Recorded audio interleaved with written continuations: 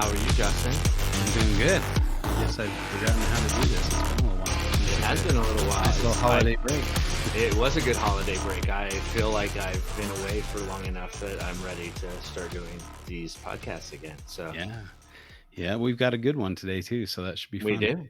Yep. I'm a little worn out. I took the girls up got my daily dose of vitamin ski and went up to hit the slopes a little bit, but it's a little icy up there. It was raining in the mountains, for crying out loud, in the early part It of does. January. It will do that. It will do that. It usually doesn't around here, so it's a little surprising, but nice and icy. But they did have some groom trails that were all right. But yeah, it's nice to get out there. Did you shred some sick snow, dude? Oh yeah. No. Nice. For an old guy, I'm afraid to fall down. I'm gonna break something or something. I know, but you can't say it like that, because then I get this like mental image of Justin in some like cross country skis, just skiing through the woods or something. I don't know.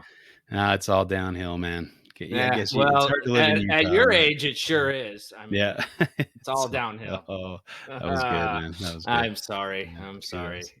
Well, anything going on good? Yeah, just staying busy with geckos. I got some those viper geckos I just picked up. Laid eggs, so cool. Now I have eggs from the viper geckos already. Eggs from them. Yeah, so things are good here. Just did some cage cleaning today, and the standard upkeep and maintenance. Nice. So yeah, how about you?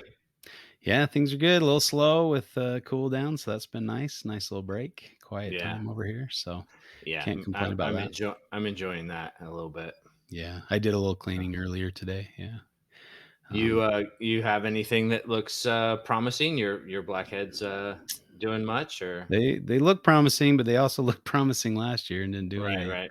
Yeah. I mean, they're on schedule for I've gotten 3 or 4 clutches out of them over the last several years, and I just haven't been able to hatch them out. So that's the key. Yeah. I need to revamp the cage a little bit for egg laying season. I'm going to try out to kind of give them like a false burrow system type thing. So they're like down into to the substrate, or like in like a have like a fake cave type thing, so they can go down into it, but it's like subterranean hide type thing within the cage.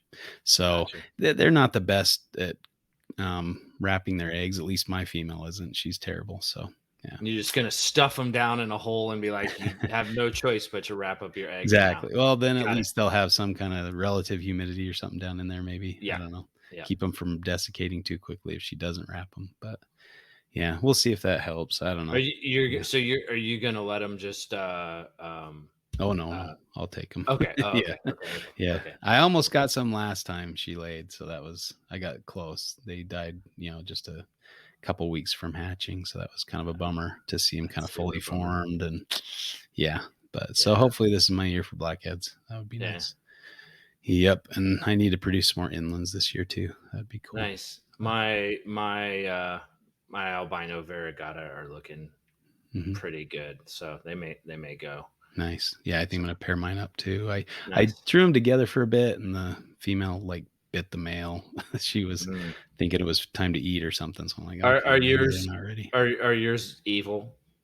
The females, I mean they'd like to eat, so I don't handle them too often, but they seem to be ready to strike as soon as the cage opens. I got my pair from Todd and Carrie. Well, there's your problem. Anything that comes from Carrie is angry, right?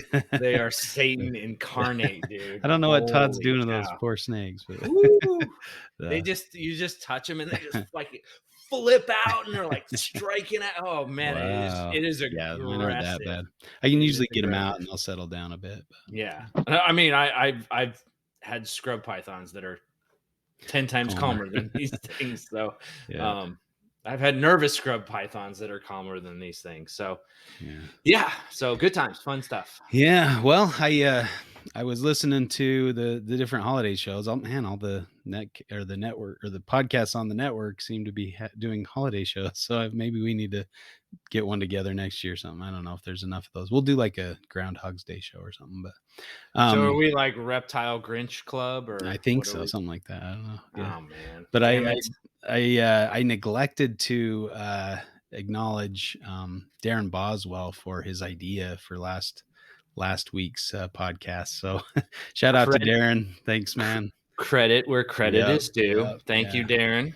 Yeah, he also sent in the picture quality wasn't the best, but it's a really cool picture of this Flinders Ranges carpet python under the water, like in ambush position for the book. So that's pretty sweet. I'm pretty excited about that. So yeah, we're getting really close. Got most of the layouts done, getting them back from Russ now, and going through the layouts with the photos. So it's taking form. So you have all the chapters in, or pretty much. I think just a small. Well, we're just waiting on.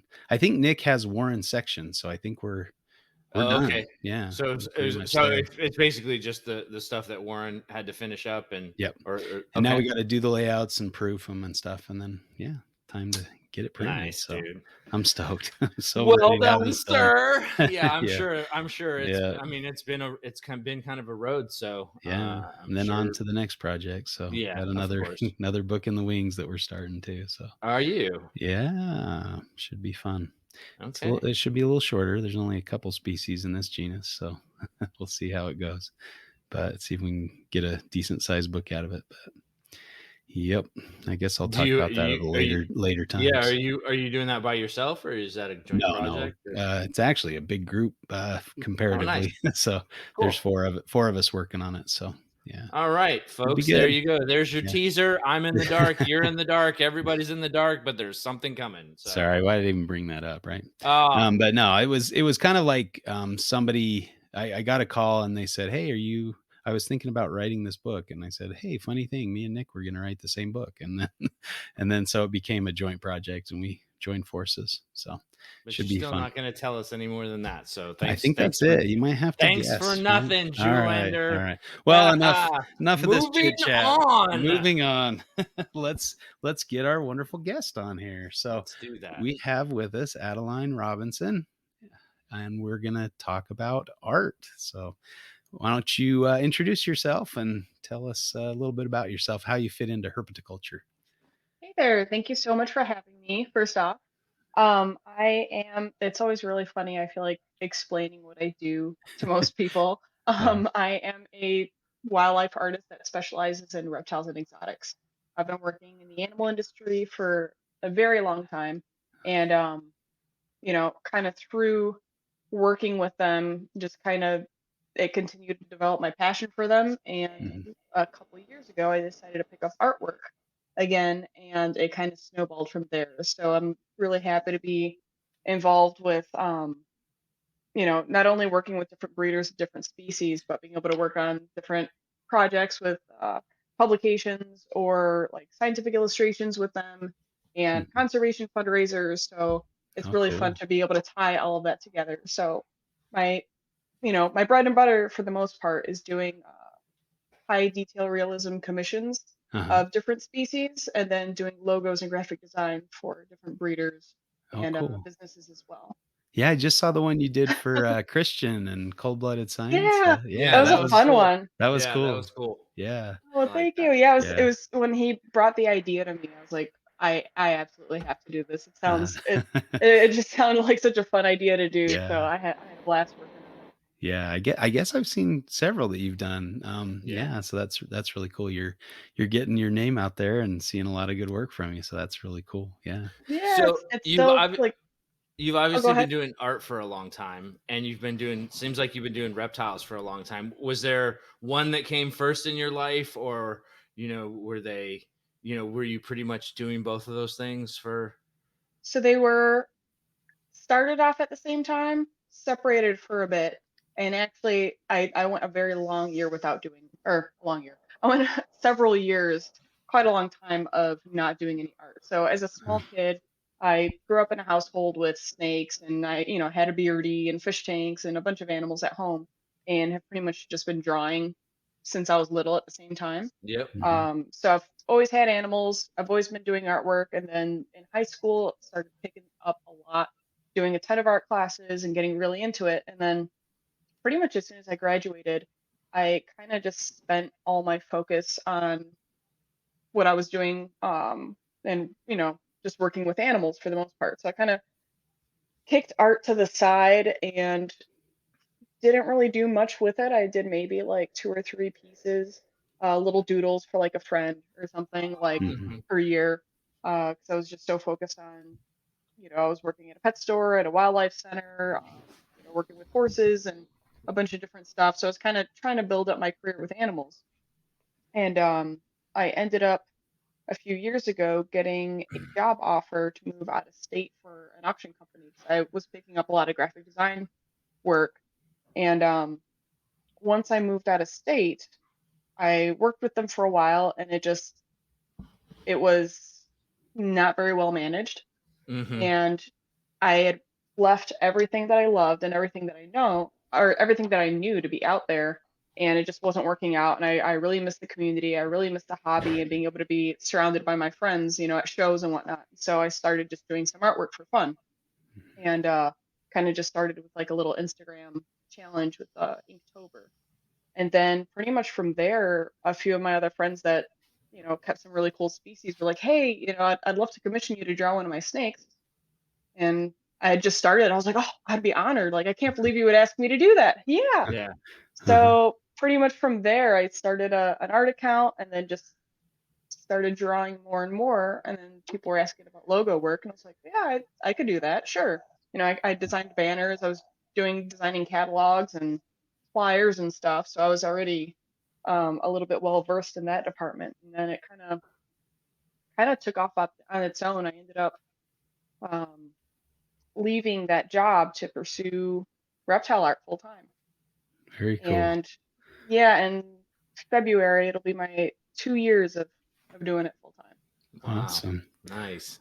Nice. That's great. I just, I think those are such interesting stories where people have, you know, just you know, kind of just passions that are kind of unrelated to each other, but they find their way into, you know, kind of being interrelated. And here you are kind of making a living at it. So I don't know. I find that pretty interesting. And I did, you know, I kind of had a little similar of a story where I didn't I drew a little as a kid, but once I got into high school, became very interested in art and did a lot of subtractive sculpture.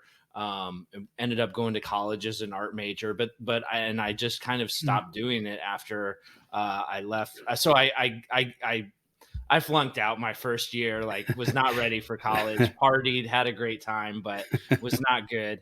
And when I left, I went into the service and I just stopped doing art. So yeah, I'm really glad to hear you got back into it and look at you now. So yeah, that's awesome. That's really awesome. Crazy. Yeah, I didn't expect to actually pick it up again because it was just, you know, every so often, every couple of years I would do something really small, and then it was pretty much like literally at the end of like, I think it was like at the beginning of 2019 is when I picked it up again, and I kind of started at that high school level that I stopped at, which, you know, I kind of was expecting.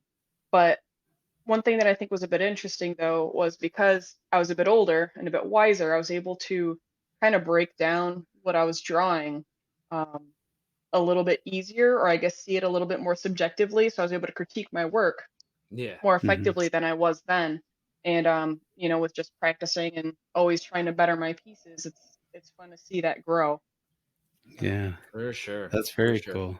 That's crazy because I also grew up drawing, and I think it was 2 or 3 years ago as well. I picked up I was walking through a craft store with my wife, and I saw wood burning stuff, and I'm like, oh, that looks kind of cool. Maybe I'll try that out, you know. I remember. And so I started doing some wood burnings, and I got a couple commissions. The Alice Springs Reptile Park bought a few of my pieces to hang up in their place, and so it's been fun. Awesome. I need to start doing it again. We moved. And I was just gonna say, what happened to that? Because that was going good for you there for a minute. That is hard to do. I admire that. I have this Parenti piece that I did just That is fairly gorgeous. recently, Wait, but I gotta show you something. it's like my favorite lizard. This So, is one I that's just Yeah. painted. Yeah, I just very saw that. cool. That's awesome. We got matching Parentis. That is awesome. Aw, That's cool. That is gorgeous. it doesn't get much cooler than that, folks. Actually, Yeah. does So, not. and like my shirt, I made this out of a Parenti. Oh, you This is did? more digital art, but a Parenti photo that I took in Western Australia and did Are you like a little selling logo shirts? thing. What's that? Are you selling shirts? Yeah, I've got a few. Yeah, if you want one, I'll send you one. Yeah. Oh yeah, definitely. Yeah, It's it's kind of awesome. fun. But so there, yeah, I think we've got some common interests here. This is kind of fun. Yeah, nice. Yeah. Yeah. So, what I can't help but ask more questions, but I know this isn't like an interview style show, but what like do you prefer to? What medium do you prefer to? Do you like paper with pencils and stuff, or do you like do it digitally, or what? All of it? What do you do? I like to dabble in just about anything that I can. Mm-hmm. Like throughout high school, I did a lot of work in oil, a lot of work in acrylics, pastels and stuff. But lately, for the last couple of years, I've been primarily focusing on Copic fine art markers. Okay. So I don't know if you're familiar with them, but they're alcohol based. Oh. And so they blend really nicely together. Mm-hmm. And like, say you take two colors and kind of mix them together, you can get an alcohol blender, like a blender marker to make it even more, more of a gradient, I guess. Yeah. And so that's kind of what I've mostly been working in. I did pick up some new paints.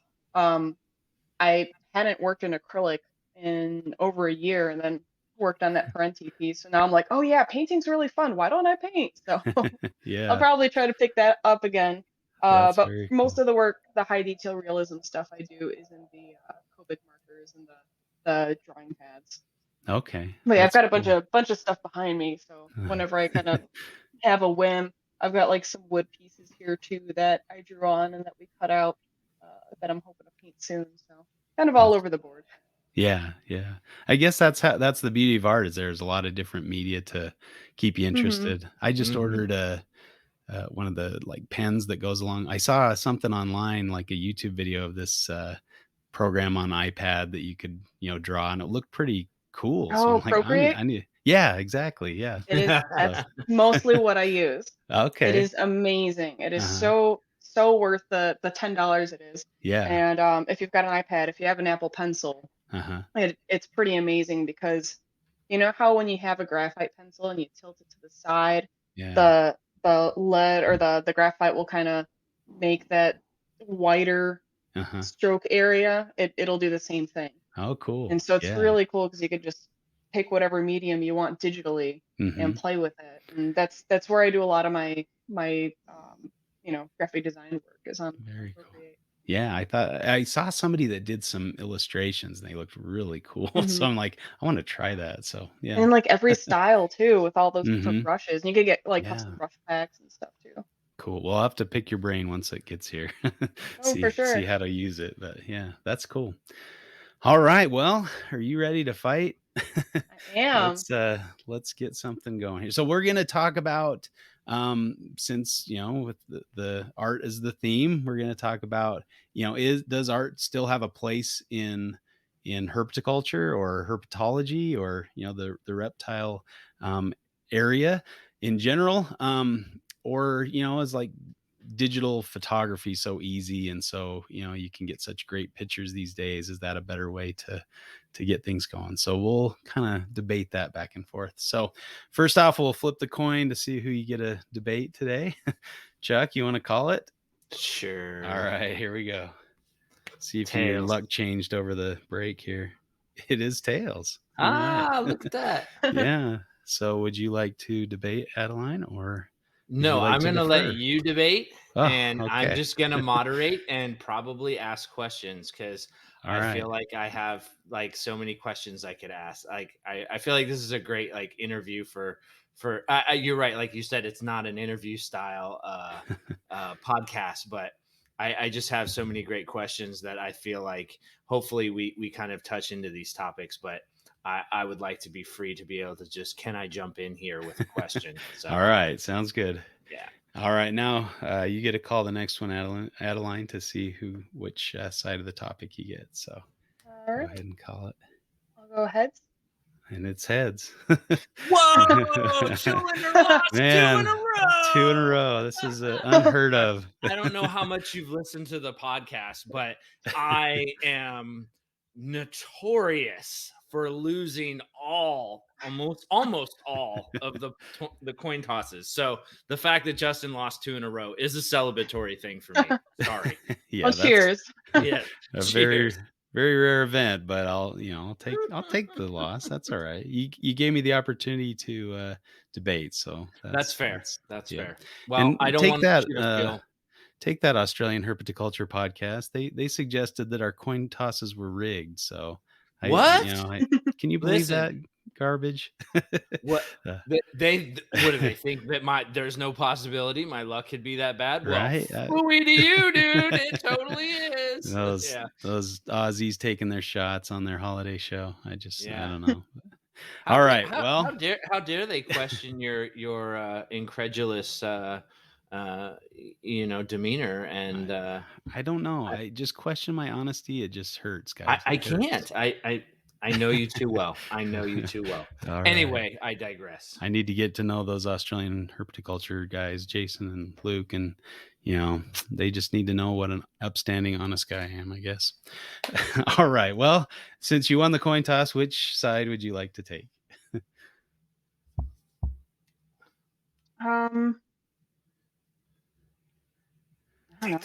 Take the pro side.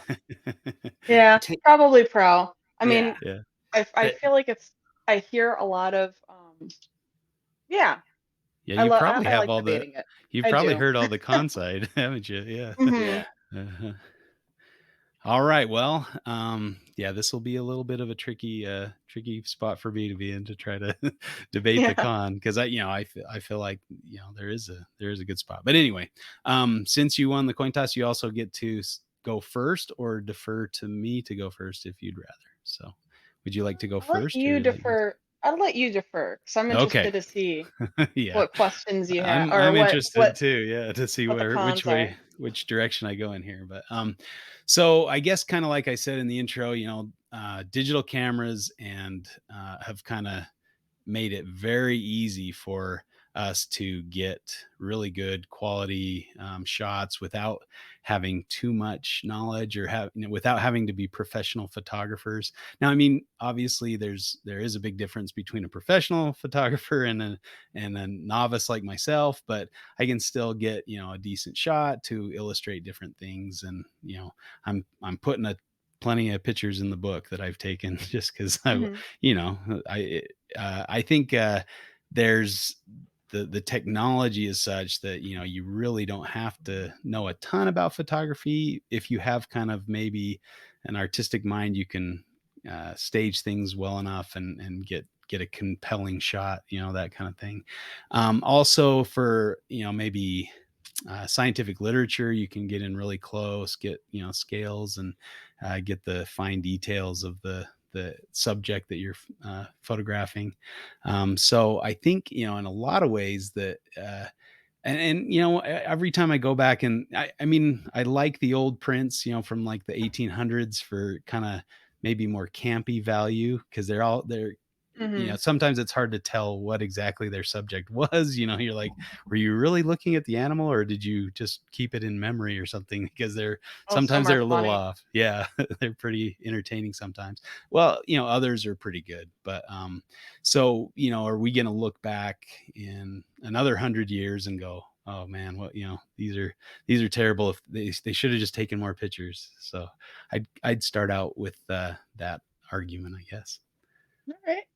Well, there definitely is a wonderful place for photography. I mean, it's pretty amazing, all the different things you can capture with it, from habitats to specific scalation patterns in snakes, different colors, being able to tell differences.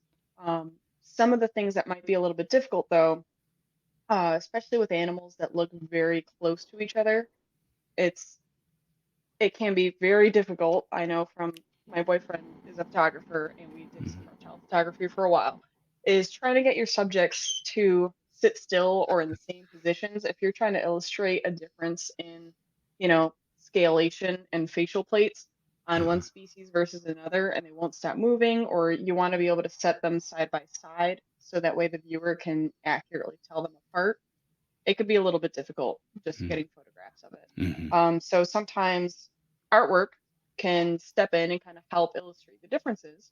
I've done some illustrations where it was a diagram of the head scales, different names of them, color coded, and then differences in different species, and being able to accurately identify different parts of the animals as well that you wouldn't necessarily be able to see in a photo, especially medical, with medical photography or medical illustration. Yeah. You know, if you open up the inside of a snake, it's probably going to look like a lot of a lot of guts. Yeah. And you may not really be able to tell everything apart, even if it's got a little line with a name with what it is. So a lot of times illustration will kind of help separate that and make it a little bit easier for us to understand, you know, what X, Y, and Z is, and to be able to kind of create stuff that doesn't necessarily exist in another realm. And you see that with like a lot of, you know, paleo art and whatnot, but being able to put an animal in one setting or in a certain pose, or try to do something with it that photography may not be able to capture. Okay. Yeah, I mean, obviously those are some really good points, and that was kind of, like I said earlier, what drew me to try this digital art was seeing some illustrations, you know, side by side, different snake. They were different species, but they were all in the same pose. It was probably the same basic shape or whatever, and then, you know, the scale or coloration differences made in. So, yeah, obviously that's a really useful thing, especially if you've ever tried to get little Antaresia, you know, children's python group babies to sit still for a photograph. It's almost impossible sometimes. Just forget about it. But so I appreciate that. But I think you know, and like you said, in addition to, you know, even if you take a good photograph, you still sometimes have to overlay it with lines, or, you know, to show where different things are, because like you said, it might be hard to tell the difference. So the other, I guess, another point I would make is the time. You know, a digital photograph can, you know, as long as you can get the animal to sit still and get the pose you want, you know, it's instantly done and ready. You might have to do a little post snapshot processing or something to bump up your values or whatever you need to do to make the photograph look like it looks in reality. But, you know, for artwork, that can take a lot of time, and some of those pieces can take a really long time. That might be a little different with, you know, the digital media. Watching people, I was watching some demonstrations and they seemed to do it pretty quickly, but yeah, it still took. Depends on the piece. But it definitely, there's a lot more tools in digital artwork than, you know, we have. You could always press the backspace button on Procreate, which has saved me a million times. But yeah, I mean, it definitely. Yeah. So, you know, the time that it would take to, I was hearing, or I follow a paleo artist on one of the social media sites, and hearing all the projects that he's got going. He can't really talk about them, you know, because he's working on the, and you know, all the art takes quite a bit of time. I guess they're writing it, so that takes some time too. Writing books can take an inordinate amount of time sometimes, but so, you know, but the time that it takes can be maybe a downfall for art sometimes. I don't know, man. The time it's been taking you guys to collect all those pictures for the carpet book seems to be not a small amount of time. Sorry. Yeah, I mean, it's what, 600-page book. It's going to take a little bit, but hopefully it's worth the wait. Had to get mine in there. Sorry. There you go. Yeah, he's always taking pot shots. Of course, that's what the moderator does, right? Isn't that what I'm supposed to do? I didn't think that was part of your job description. But. Rats. Okay. All right. Yeah. So what do you think in regards to like time and stuff like that? It can be both a hindrance and a wonderful thing at the same time. I mean, there's so many different methods And like you said, with digital art, you can get things done a lot more quickly that way. But at the same time, you could also suck yourself into it. I've got a tree monitor head that I've been working on that I'm like maybe 23 hours into. And all I have, it's just a head portrait up to the neck. All I have done is from the nose to like maybe behind the eye. The jaw and the whole neck I still have to do because with the wonders of technology, I can zoom into every scale and make it, the size of my head. And make, me being me, I wanted to try to see how far I could take it in detail. And so with each scale being, pristinely colored and shaded, that's taken a million years. But I mean, I think that's part of the appeal though. What I noticed whenever I recorded any of my pieces, people then realized how much time it took and how much, skill it can take to be able to produce some of these works. Because unless you see the amount of time and work and blood, sweat, and tears that goes into it, not everybody always understands, I guess, kind of the value of it. So it almost kind of raises the value of the piece, in my opinion, because usually the longer I take, the more detailed I'm trying to get, the more I'm trying to hone my skills and produce a really good piece of artwork.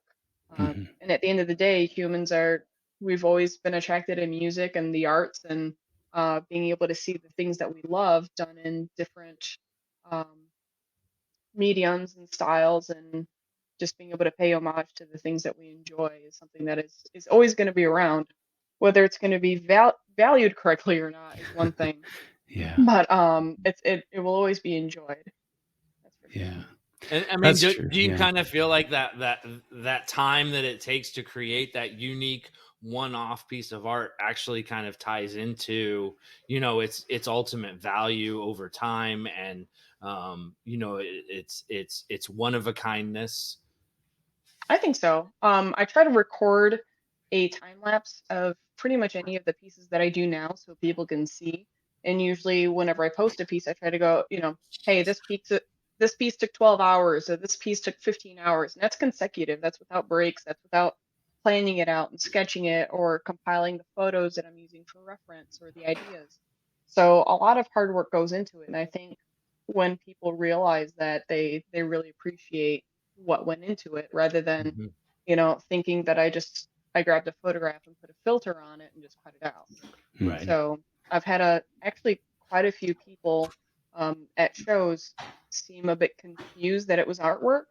And so I started drawing at the show so people can see, this is something that I'm working on. This takes a lot of time. And then what did they think? What were they? What did they think? I don't know. Okay, all right.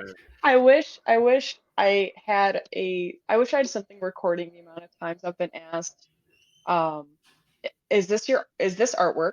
Is this your artwork? Are these hand drawn? While I've even been drawing. So I'll be like drawing something and someone goes, is that hand drawn? And I remember just looking up at them, and I've got my pen in my hand. No, this is a robotic arm. It's drawing for me. Yeah. Yes. Everything here is hand drawn, and I have a lot of fun with taking the time lapse videos and sharing the process with folks, and just showing point A to point B, what it takes to get there. Yeah, that was always one of my favorite with the NARBC shows. They'd always have Tel Hicks there painting, and his art is pretty wonderful. And it's amazing. He's a huge inspiration. I've got one of his prints actually like right over my shoulder here. Yeah, we went to Bob Ashley's place this last you did? October, and that was dangerous because he's got a ton of cool prints and books, and I want to make it out there so much. Yeah, we all spent a lot more money than we probably should have at his shop, but yeah, it was cool. And he's a great guy. So, but he's great. But like you said, I mean, the time takes, that's it can be a good thing too, because seeing the detail and the time that it would take, he's doing it in real time, and you're just like, oh man, I don't know if I have the patience. That's usually my fault, is I'm too impatient, so I want to either move on. Yeah, and it doesn't get easier. Yeah, I think the other kind of argument from being, and I'm sure you guys have this to some extent as artists, is a lot of times you'll see somebody else's work and you're just like, that doesn't do it for me. I'd rather see a photograph than that picture. And sometimes you look at these books with illustrations and you're like, oh man, they should have got a better artist to do this. That lizard's head's wonky, or, it's a little off or something. I mean, obviously most are pretty good, but there's some that you really look at and you're just like, I don't know. Like I said, those old, 1800s ones are kind of wonky too, but they're I guess kind of hold a place in the heart because they're campy or something. But I try to think about it too is the resources that people had at the time. Yeah. When you look at, especially for me, because I'm into horses and equines, and until they were able to figure out basically how to record their movement, nobody really knew how to paint their movement. And so, it's really neat looking at those old pieces of, all their legs are kind of flailing in the air. They knew they were running. They just didn't know how to draw them running. Yeah, So because you couldn't stop it in time and look at it closely because there's no photographs, right? Yeah. There's no way to be able to tell. And I feel like you see that with some of the old crocodilian pieces too. Like this is probably some dude sitting like at a riverbank trying to peek at these animals that are moving around and come up with their idea of what it looks like. Exactly. So that's kind of the thing that I think makes like all pieces, I guess, a bit charismatic for me is like, what was that person thinking at the time? And, what resources did they have? And everybody's got their own style and skill level. And I try to appreciate it for what it is, even if it's hilarious, because there's I forgot what it was, what species, some type of lizard was laying eggs. And the expression on its face was just like, I'll have to find it and send it over to you, but it looked so fed up with life. It was really funny. That's pretty good. Maybe that was its actual expression. Maybe it really was. It could be. Yeah, it's like laying 50 not having a good time. The artist was like, perfect. Nailed it. Yep. And so I could see that being a con if you hire the wrong artist. If they're not hiring Adeline, Robinson to do their artwork, it might not look so great. And so, if they spent all this time and effort waiting for the artwork, and then they get it and they're like, we're gonna go in a different direction, that could spoil things pretty bad too. But and everybody specializes in something differently too. Especially when you're familiar with animals and anatomy, you can't unsee it. And so, very frequently, especially with like a lot of tattoo art with snakes, I'm sure you guys have seen some of those, so everybody's got their own thing that they're into. And, some jobs are better for some folks rather than others. Like ask me to draw a cat. I cannot draw your cat. I'll draw you the worst looking cat you've ever seen. That's the reason I won't get a tattoo, is because I've seen so many where I'm like, oh man. And if they did it wrong or didn't do it to my liking, I'd be like, then I have to live with this on my arm for the rest of my life or something. Well, and Justin, though, I will say that's why artists have portfolios, and that's why tattoo artists have portfolios, so that you can look at their work, so that when you commission them to put art on your body or art on canvas or any type of art, you already have an idea of what their forte is and what they're going to be doing. Because God forbid you have them do all this work and then you're like, oh no, that wasn't what I want. Like, no way. I mean, I would be pissed if I was the artist. I'd be like, you waste my fucking time. Like, I don't think I could do a realistic, like I'd have to do some kind of symbol or something rather than a realistic tattoo. But depends on your taste and whatever like. Could you imagine if Tel Hicks was a tattoo artist, for example? You would know his portfolio already. Awesome. That would be awesome. He could sit and work on you at the reptile shows and stuff. Oh, that would be just Tel Hicks in his booth, just grinding on somebody's back. Like I want to see that. Sign me up. Sign me up for sure. I don't know. But you would have an idea of good ones, but of his portfolio. You would know what he's capable of. Sure.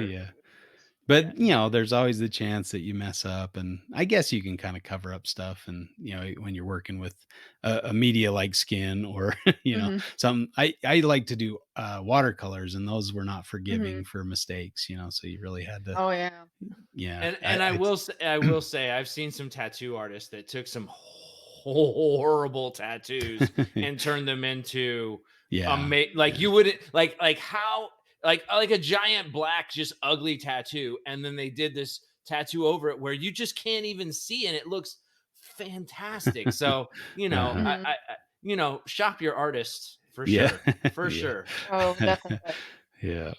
But that can be, I guess, the downside of ours if you get an artist that's a little, off or doesn't know what they're doing. But Yeah, you definitely wanna look at portfolios and chat about what your projects are and what you're looking to have done. Mhm. And they'll, for the most part, they should tell you whether that's something they're capable of or not.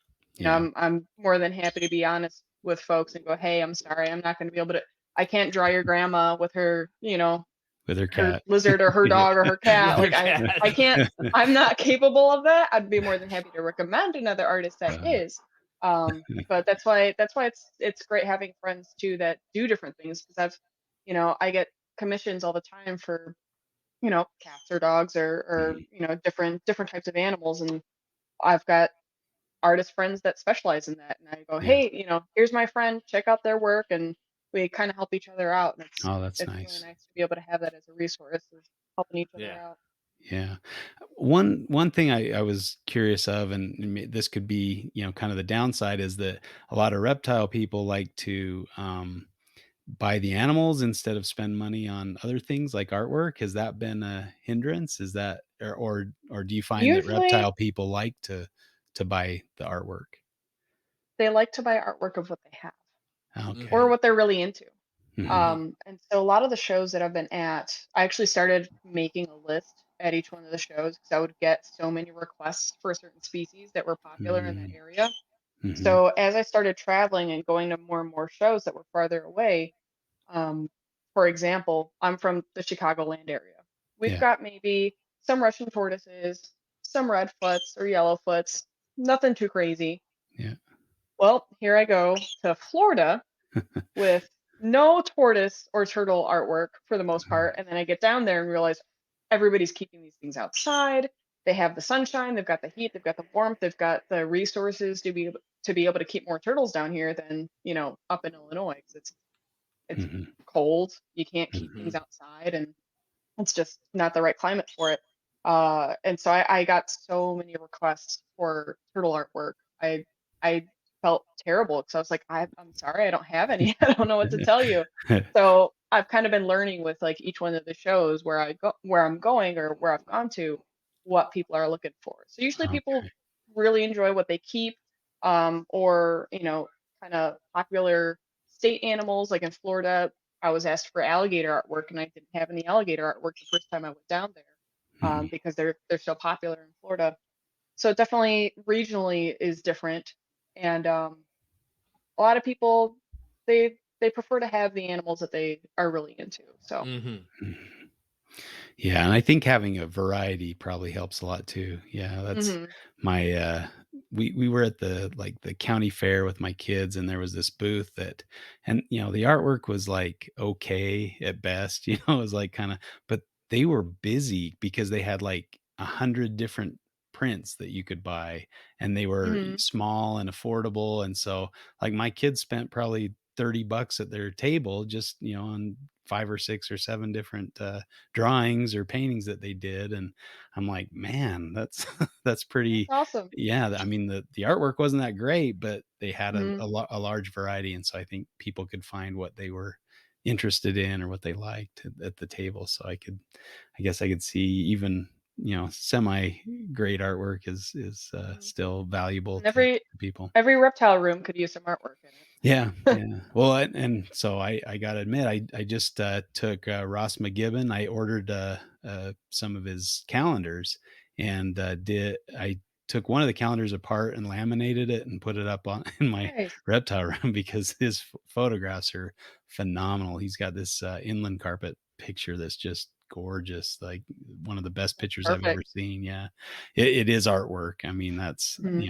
with a camera, but I have, so I kind of cheated. Instead of buying prints from him, I bought his calendar. So one of these days I'll have to get the same prints and get them in, you know, big size, put them on metal or something and put them up in the room. But that can be, yeah, difficult to get the right shot. And like you said, posing them and getting the right lighting and things like that can be a challenge. But once you get it right, it's pretty incredible. But yeah, it's always very satisfying. Do you have animals that, Adeline, do you have animals that you like to draw, and do you find sometimes that what is popular may not necessarily be what your avenue of interest is? Do you find yourself working outside of like what you enjoy working with? 100%. Okay. Oh, absolutely. Yeah. Yes. For me personally, I love monitors. I can talk monitors all day. Like I won't shut up about them. It's bad. And so I keep 3 monitors, and they have just kind of been my love for like the last 5 years or so. So like if it were up to me, I'd be doing a lot of monitors, a lot of crocodilians, cool venomous species, really random, weird looking, obscure species that I'll find random photographs of online. That's kind of what interests me the most.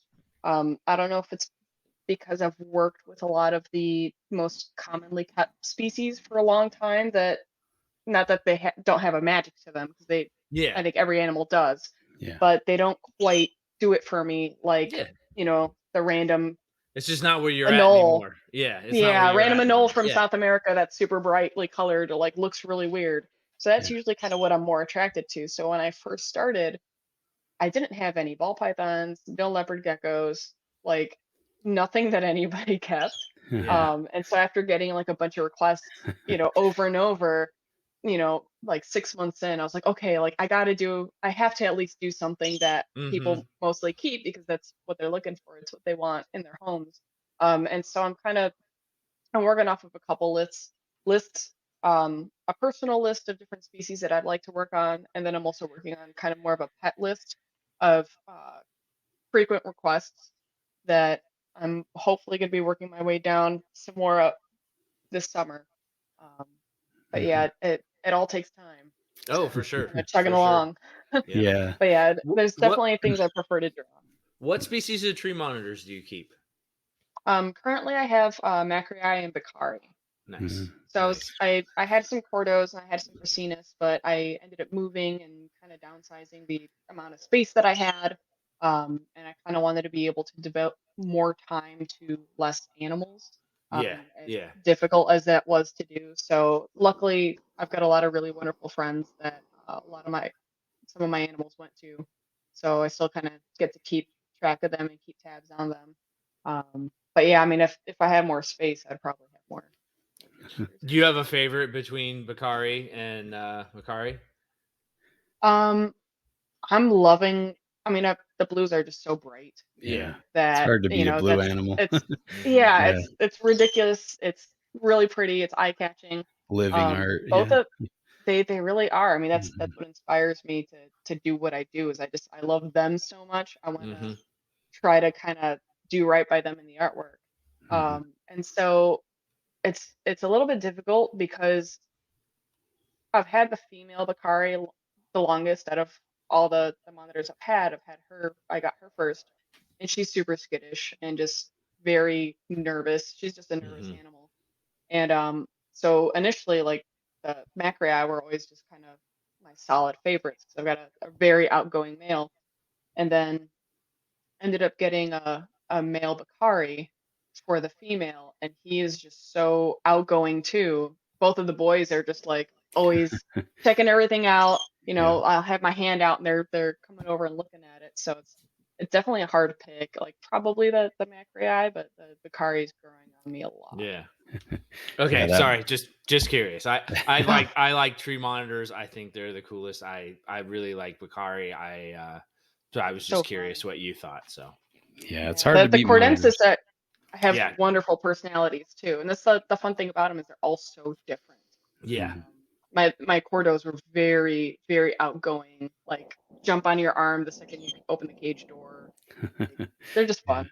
That's cool. For sure. I still have this memory just burned into my retinas. It was we were walking down a gorge in Carragini in Western Australia, and it was like this red like rock, kind of almost like a sidewalk, right? It was just the floor of the gorge was just this red rock, and then all of a sudden we hear this noise. My wife and I were walking down, and we look back and see this big yellow spot monitor, Panoptes, walking along, just kind of cruising along the thing.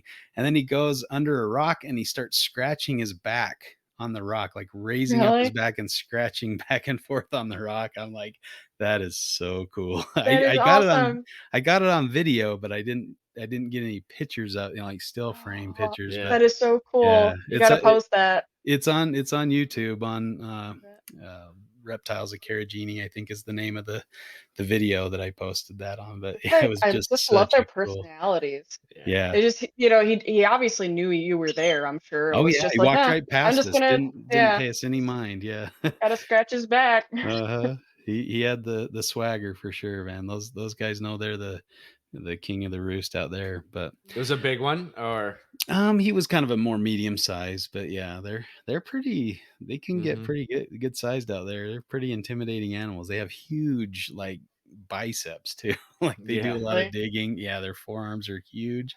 But cool. Man, it was just see him out in the wild was just really cool. I think I remember your last Panoptes story, and I believe the way you described the animal was jacked. Yeah. So. Yeah, that was the one Steve grabbed by the tail, and he's like, grab it by the neck. And I'm like, you grab it by the neck. That thing's huge. Gonna take my arm off. Yeah. Yeah, they're fun. Monitors are so cool. That's a dream of mine, is to get out there and go check them out. Go see them at their house.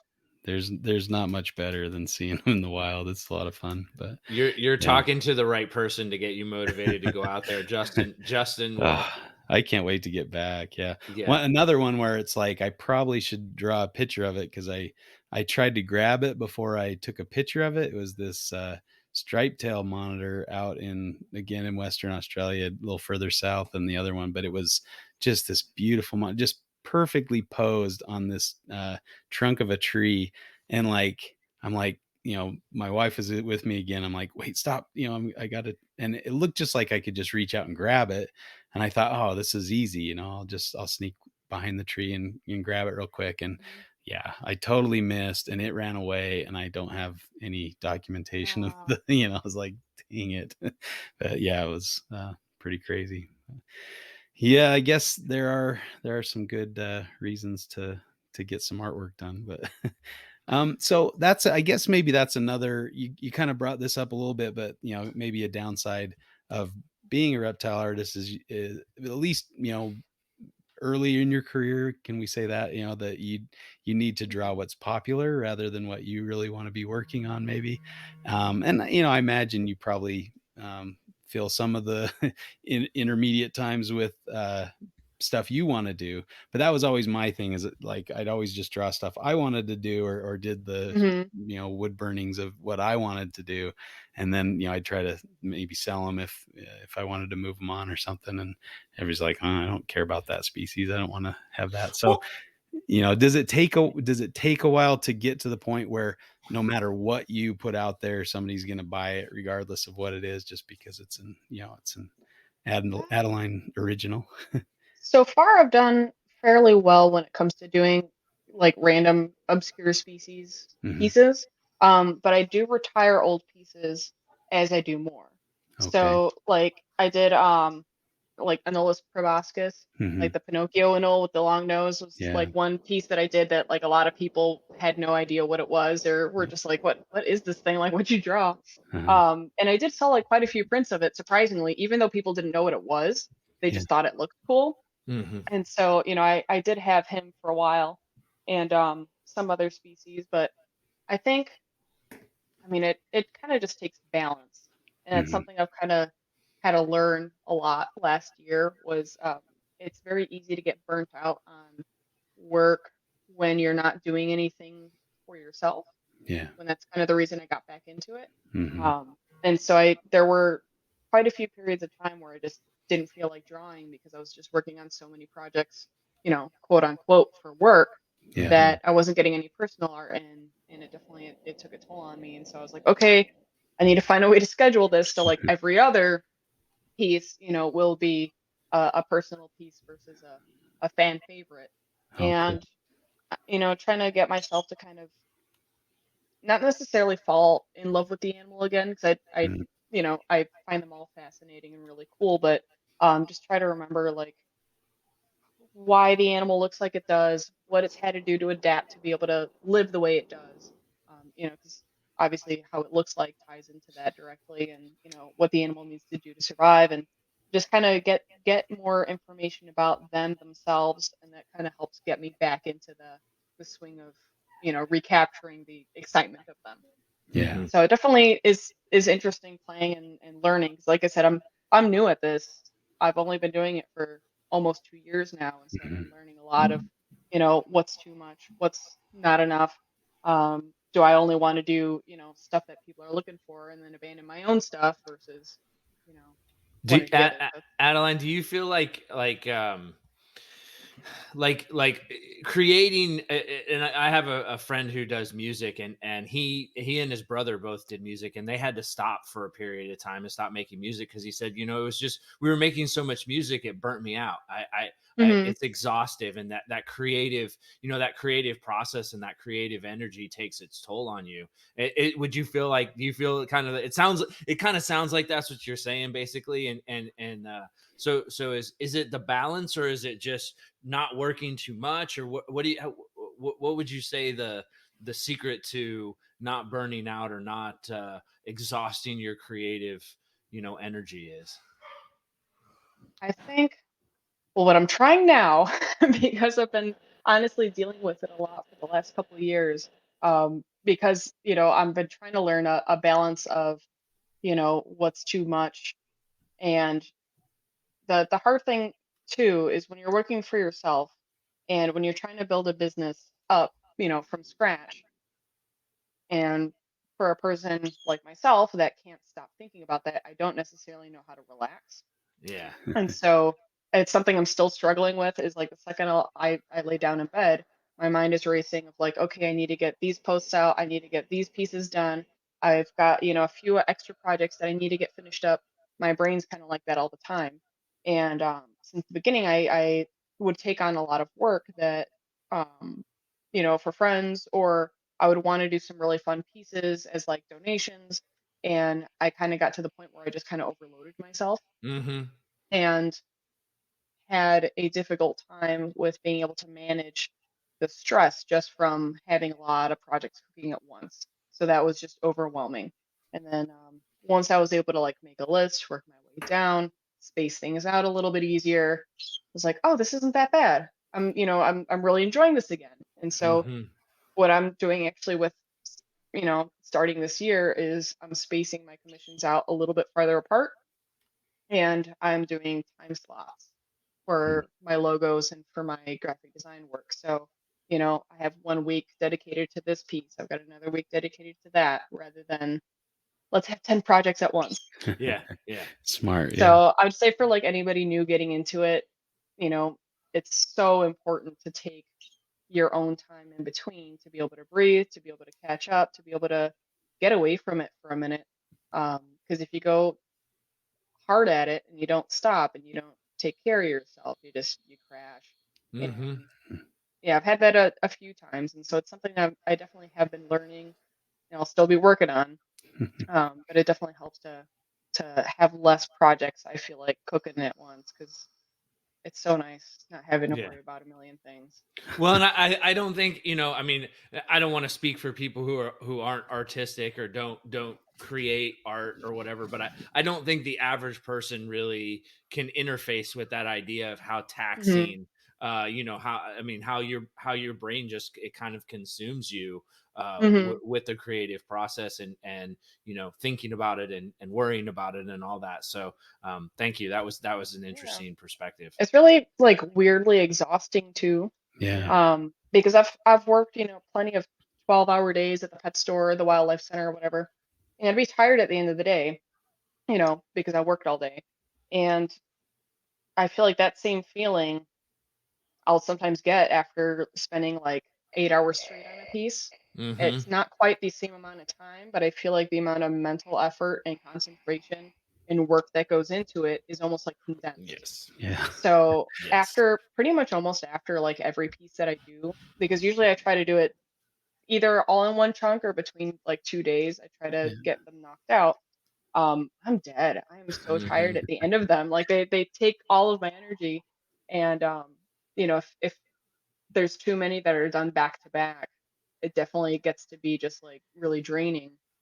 And so like got to take a couple days to rest in between, and then I'll start back at it again. 'Cause, yeah, it can be a lot, especially with detail work and scales. Oh, I yeah. feel that way. I feel that way about reptiles too. So I mean, Yeah. here you are doing reptiles and doing art, and it's so that I definitely feel you on it being such a tricky balance, and especially for you. I mean, so Yeah. yeah, it's tough. It is tough.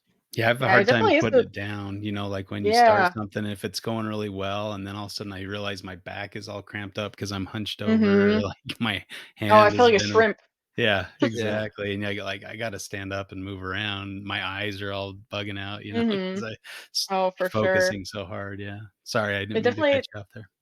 Oh, no, it definitely is, it's a total similarity though with keeping Hmm. and with reptiles Hmm. as well as, when you're getting overloaded with a really big collection and if you're the only person managing it and you're just trying to keep up, they can sap you and take that passion away at times. And I've seen a lot of friends go through it. I've gone through it Hmm. where sometimes you need help or downsizing time or you need to go Hmm. get away for a minute. Yeah. Yeah. Yeah, I think that's probably something that if you're at all serious into reptiles, you experience that at one point in time where you're like, there's just so many cool animals. I want to own everything. And then you get so far into it to at a certain point, you're just like, oh crap, I Yeah. fucked up. Like, so yeah, it's Mhm. definitely a balance. Definitely. Yeah, and I guess that's in any aspect of life. Like you're For saying, sure. it's you need to For sure. stop and take a break and give yourself a chance to recuperate before you start the next piece. And yeah, you can definitely work yourself into bad place sometimes, or no matter what you're doing, I guess. But Well, I I don't know, man. Sometimes I ask my non-reptile friends, like, "Oh, what'd you do this weekend or whatever?"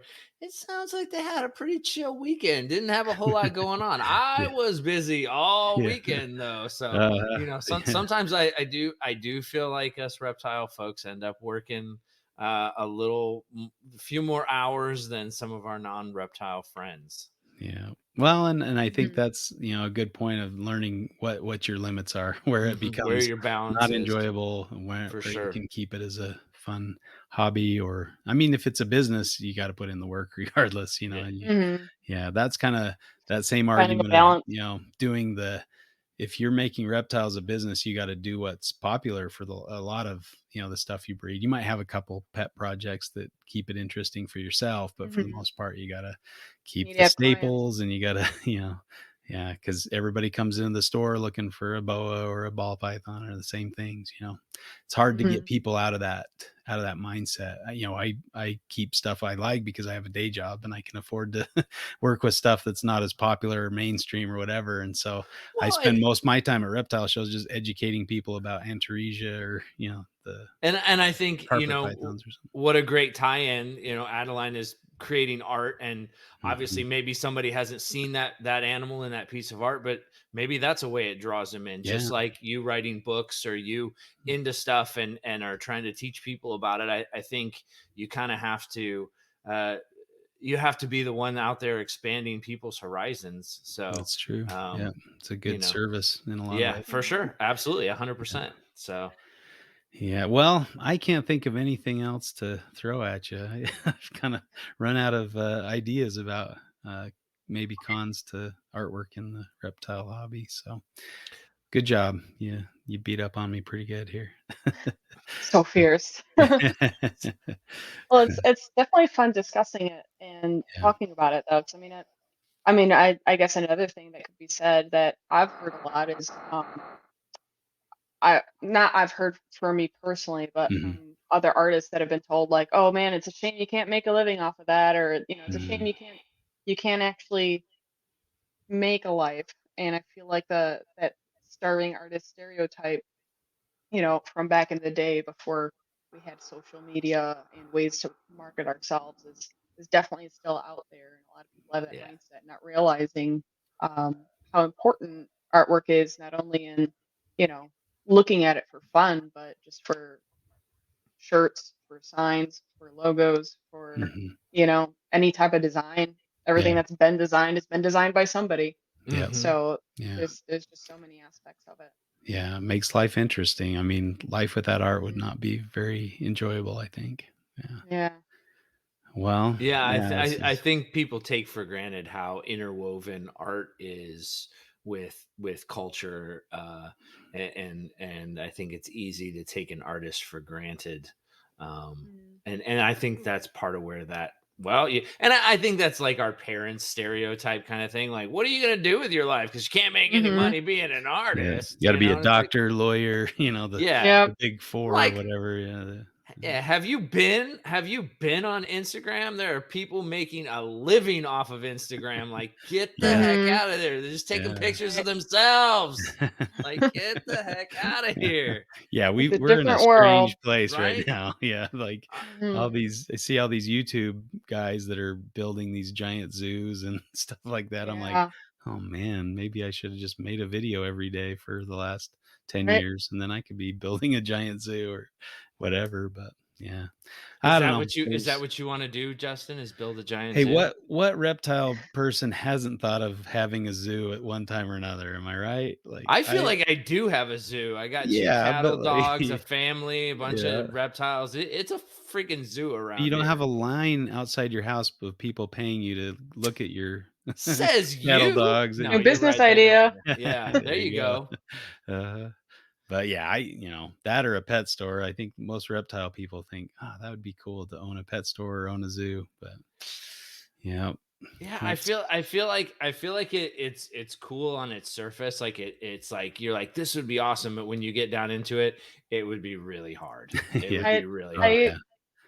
used to have that dream with both and with having a equine, like a boarding facility for horses Yeah. too. But Mhm. Yeah. after working so closely with in pet stores and working so closely at a wildlife center, which was a small private zoo, and at Yeah. boarding facilities, I'm like, Not for nah, it's a me. lot of Yeah. Yeah. work. Yeah. I'll For enjoy sure. it. I'll Yeah. go visit my Yeah. friends' stores.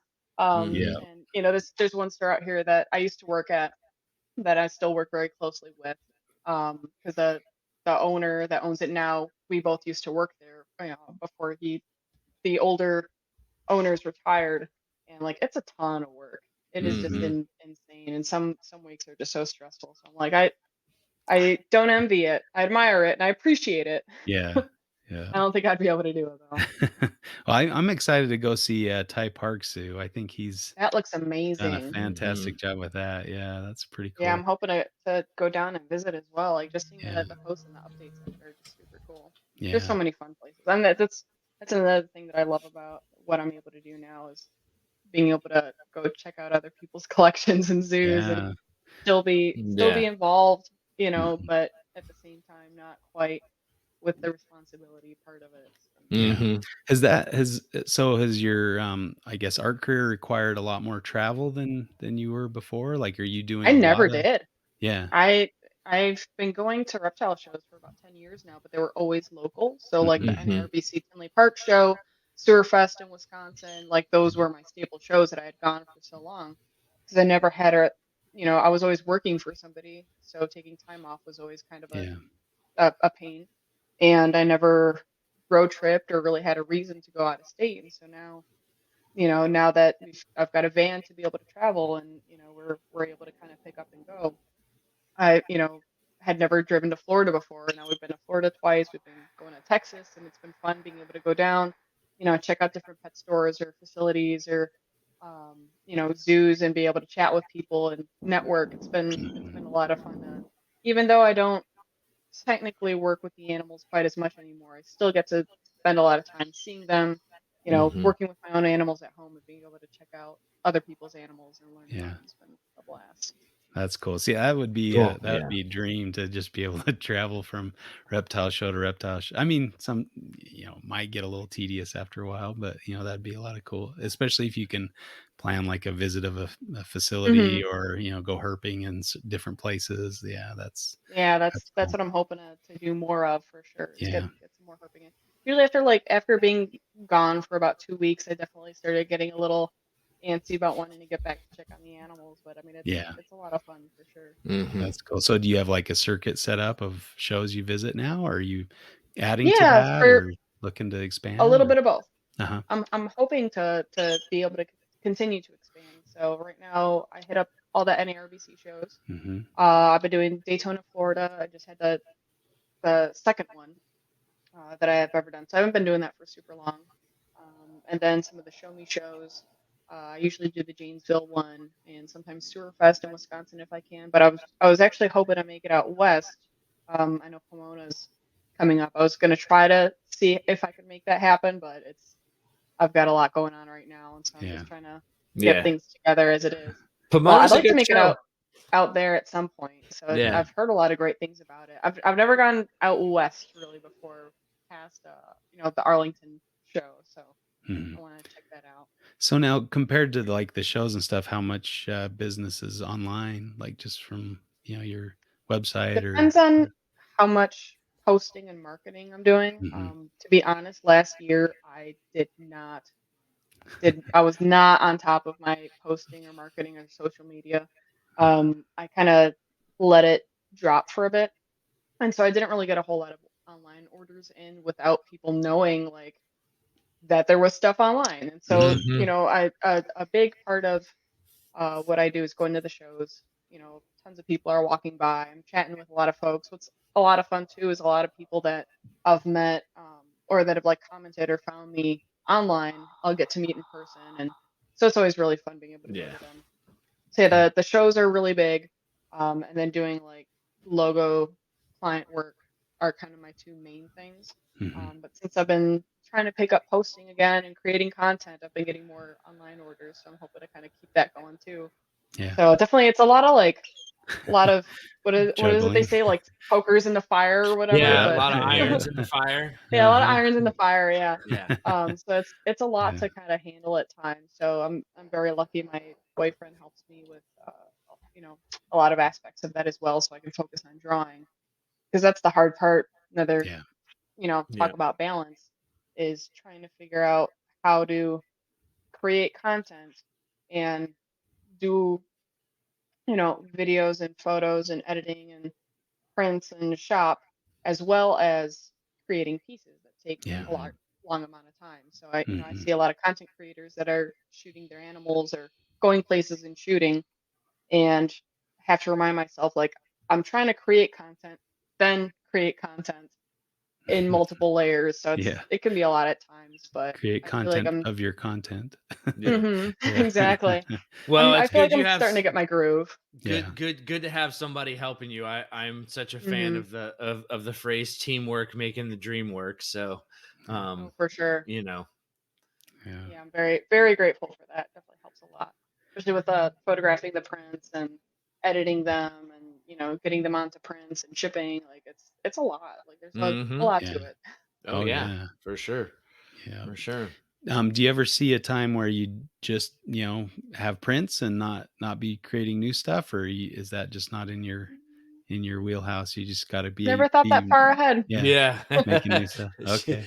So like it's Not not there a Yeah. yet. goal to Not have there like a yet. certain number of pieces and then be like, Um, okay, I'm good. Here we go. This I is don't my know, because inventory. my unofficial goal is to try to do like one of every species if I can, which obviously is impossible because how would you do such a thing? Yeah. But I want to continue drawing things that inspire me, things that I love. I would like to be able to get to a point where I don't have to, I guess, worry about Yeah. how much I have to post and how frequently. I'd love that. I'd love to not have to worry about that, so I can just kind of focus on creating. So we'll see. Hopefully, maybe in the future. But my goal currently is we've got a sprinter van that we've converted to be able to sleep in and kind of camp out of. Mhm. So with some of the trips that I've been going on, we've been going herping, and trying to get photos and videos of some of the animals that we get to see. And my goal is to be able to like travel the country, go herping, take photos, and do artwork of the animals. So it sounds very maybe like idealistic. That's legit as shit, though. That's awesome. That's the dream right there. You're getting out, having an experience. You know, getting to herp and creating a living memory of that. That's the coolest shit ever to That's me. what I'm hoping for. Yeah. We went herping in Florida the last time we were at Daytona in August, and Chris spotted a little baby pygmy, teeny little pygmy rattler, going across the pass, and we got a bunch of photos of him. And I'm like, I need to draw this little dude. Like, That's awesome. It's just so fun being able to have a story with each piece too. And I try to do that kind of with every piece that I do now. I prefer to use reference photos from people that I know, or not necessarily know in person, but know online. So like from different breeders or different keepers or just friends of mine that have cool species, I like to reach out to them as opposed to like hopping on Google and trying to find like a royalty-free photo. It's nice to be able to have a story with the animal, to be able to like, not that I have a huge following, but try to promote the breeder, like whoever produced it or whoever it's referenced from. So we can kind of like help each other out, and I go like, hey, this is Snuggles, the so and so species, or I don't know, like give it a story. So it's kind of more fun. Well, and it's interesting when you look at like artists who kind of are taking modern social issues or things like that, and they're turning it into artists, kind of a social commentary, and that's kind of some of the role of artists. And I think it's really interesting that here you are, going out, doing herp trips, doing, some of the most interesting things in herpetoculture, and then turning that into art. It really is kind of in, lockstep with the what I feel like is the heart and soul of an artist, So I think that's pretty cool. Yeah. Well, where can people find your art, or where can they learn more about you? If you go to AdelineRobinsonArt.com or just AdelineRobinson.com or AdelineRobinsonArt.com, it'll take you to my website, and I've got my social media info. I've got my web store, and I've got my commission information listed on there. So should cover everything. But yeah, just Adeline Robinson Art on Facebook and Instagram and whatnot. Cool. Awesome. Adeline Robinson Art. Yeah, you've heard it, and go check it out. She does some really fantastic work. I've really been, I mean, your artwork is the kind that I look at and go, okay, that's good. I don't have to go, that's a little off, Well, thank you. I appreciate it. I'm always trying to get better. So hopefully in the future I can look back at my artwork now and be like, yeah, I've gotten a lot better since then. I'm always trying. Well, it's really great stuff. Yeah. You do a good job. Thank you. Yeah, we really appreciate you coming on. It's been a lot of fun talking to you. Yeah, this has been good. Thank you. Likewise. I like these. I mean, we can, integrating art into reptile talk is what an awesome thing to do. So, yeah, it's a lot of fun. Yeah. Yeah, well, again, thanks for coming on, and we appreciate our listeners out there, and thanks for listening. And go check out Morelia Python's radio network. Check out all the shows they've got. I think we're also there's new things we're contractually obligated to say. I can't remember what they are. Do you recall, Chuck? I should have reviewed that before we launched into this, but I'll get it right next time. How's that? We are failing in our contractual obligations for this show. Our apologies, Podfather. Yeah, Morelia Pythons Network. Yeah, is it moreliapythons.com? Anyway, there's all the information you'll ever need there. So we'll get it better next time, Eric. Sorry. That's all right. Well, thanks for listening to Reptile Fight Club, and we'll catch you next week. Adeline, Justin, and Chuck are out. Fight Club.